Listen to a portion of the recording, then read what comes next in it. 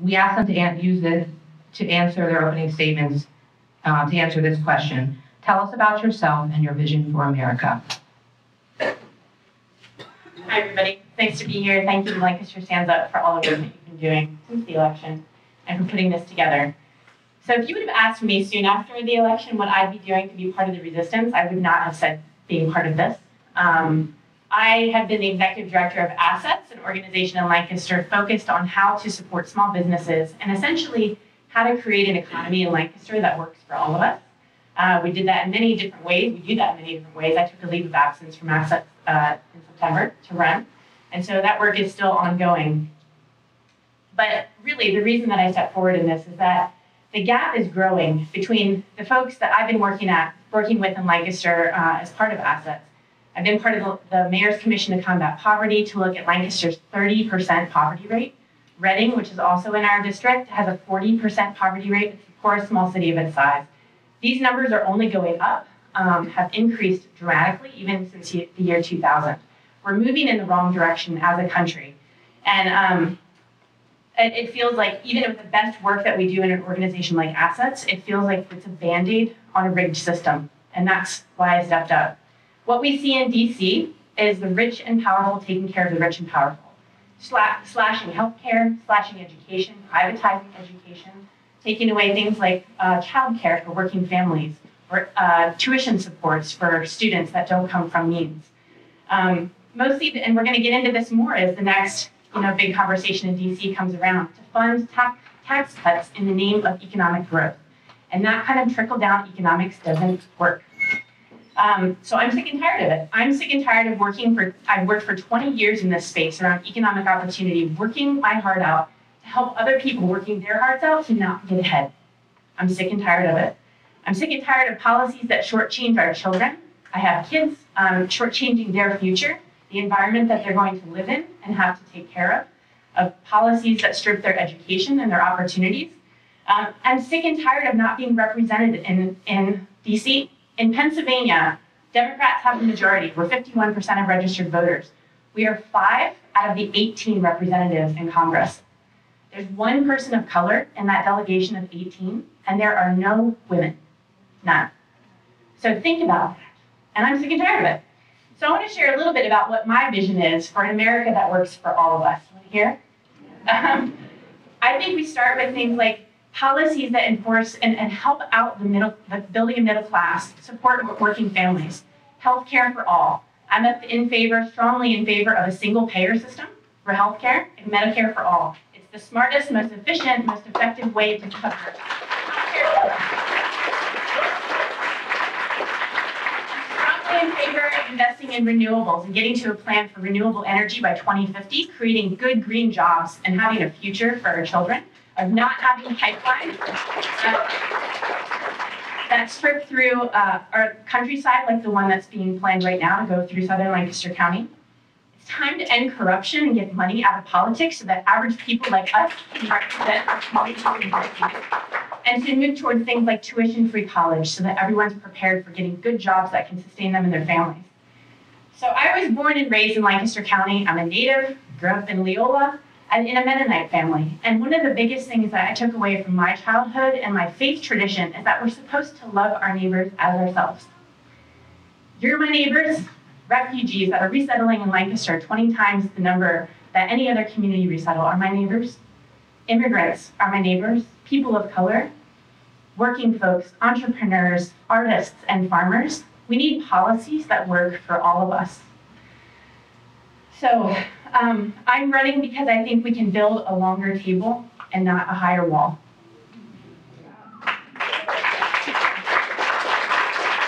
I'm also running because I think the promise of America is not just for the rich and powerful that are representing us in DC right now, it's for all of us. Thank you.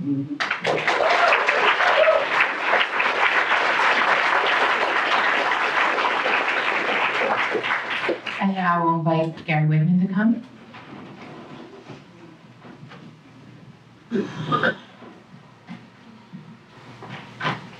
Thank you, Eliza. Thank you, Lancaster Stands Up. Thank you, everyone, for coming. Thank you, Jess, for the great work you do in Lancaster County.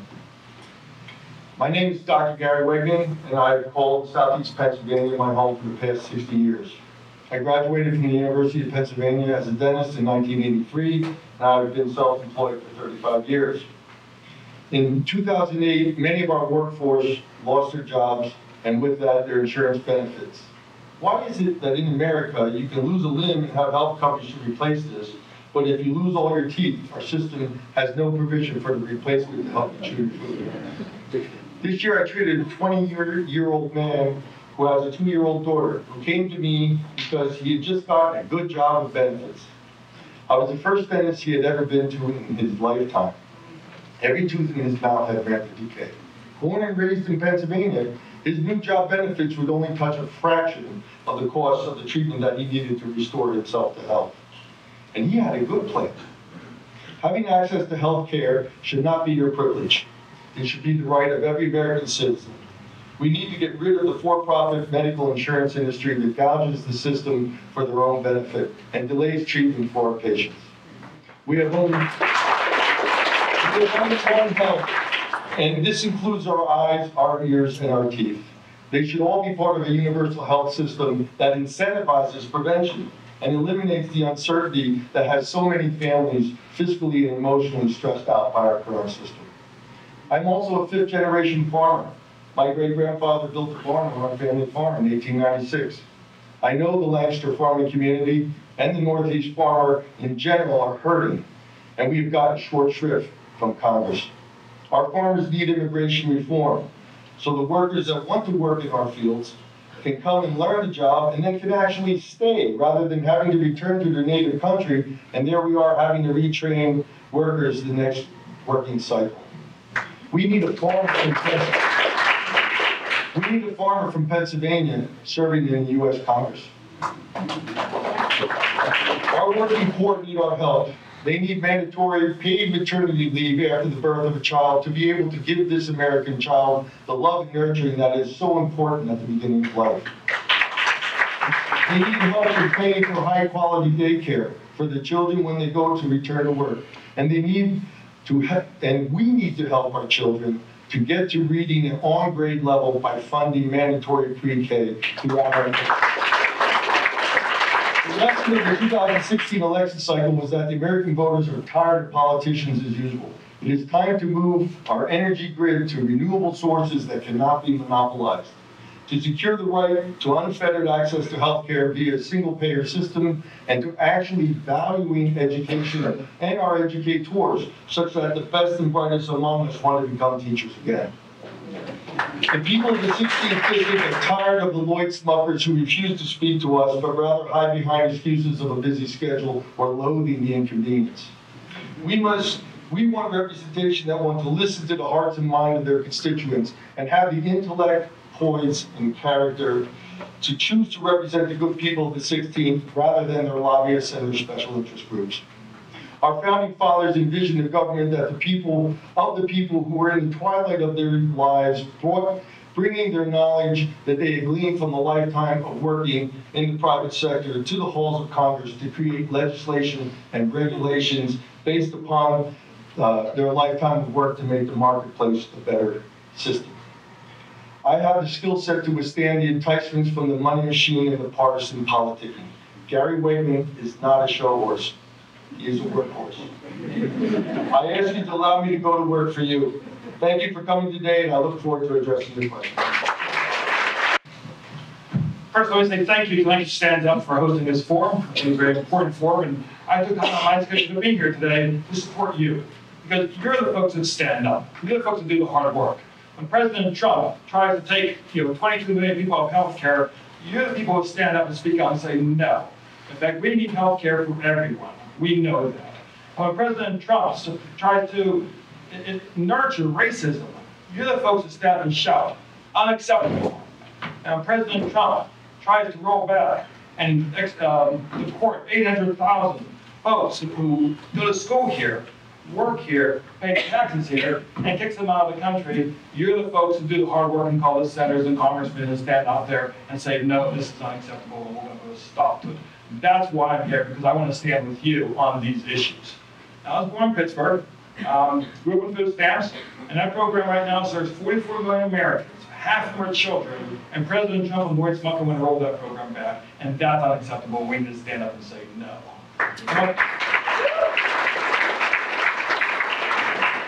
I need a federal subsidized loan to go to George Washington University. That loan program is being threatened. Smucker and Trump have both said they want to eliminate it. Young people will be denied higher education opportunities like I had and probably many in this room had as well. And we need to stand up and say no. When I became the special education director here at Lancaster 11 IU13, I was responsible for over 10,000 children with disabilities. And right now, I understand what Medicaid means to those families and to those children. And if Medicaid gets rolled back, as President Trump wants to do it, those families and those children will be absolutely devastated. And again, we need to stand up and say no to that as well. I was superintendent in Woodward School District. In 2007, we had a high-profile racial incident. And I took a position and I said, no to the Confederate flag. We're not going to have a Confederate flag in this community. In fact, we're going to have a public forum, and we're going to establish that racism is hateful, and it is evil, and it is not welcome in this community. In fact, we're going to work with the Department of Justice, the Attorney General, the NAACP, the Anti-Defamation League. We're going to build a community here in Liz, so every individual, regardless of their race, their nationality, their ethnicity, or their sexual orientation, is welcome and respected. And we built that. We need to take that across the country right now.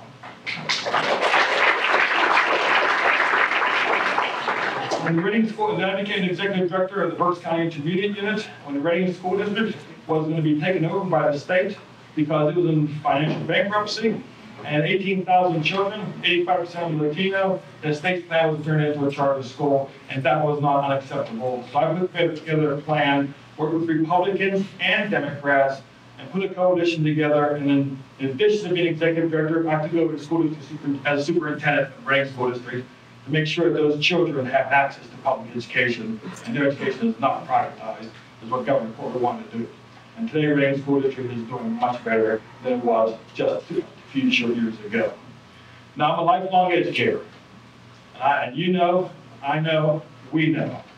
Public education, and education is the only way to get kids out of poverty. We know that. Education is the only way to close the gap between low-income folks and high-income earners. We need education to do that. We need to close that gap. Education is the only way to retrain people, to give them the skills necessary to work in companies that will support renewable energies. Education is the way we do that. Education is the only way we grow an economy. Education is the only way we have a strong military. And President Trump and Betsy DeVos are sitting here today trying to eliminate public education. We need to go to Washington, D.C. and say no. Okay, and I'm asking you to stand with me to go to Washington and make change as we envision America as we want it to be. So thank you for your time.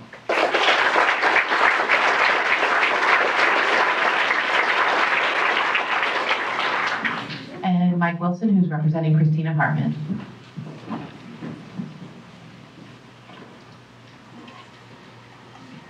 Good afternoon, everyone. I'm Mike Wilson. I'm the campaign manager with Christina Hartman for Congress. And today I'll be acting as a spokesperson for Christina and her campaign.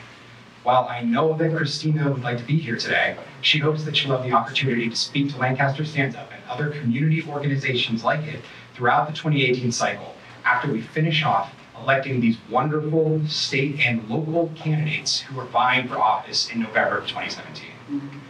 So now, like I said, I'm merely a surrogate, a stand-in for the person that many of you really want to hear from today. I'll try my best to answer your questions and to engage with the other candidates here on stage, but I ask that you bear with me. My role isn't usually in the spotlight. I'm typically doing what I can to provide support for Christina and for her campaign in the background.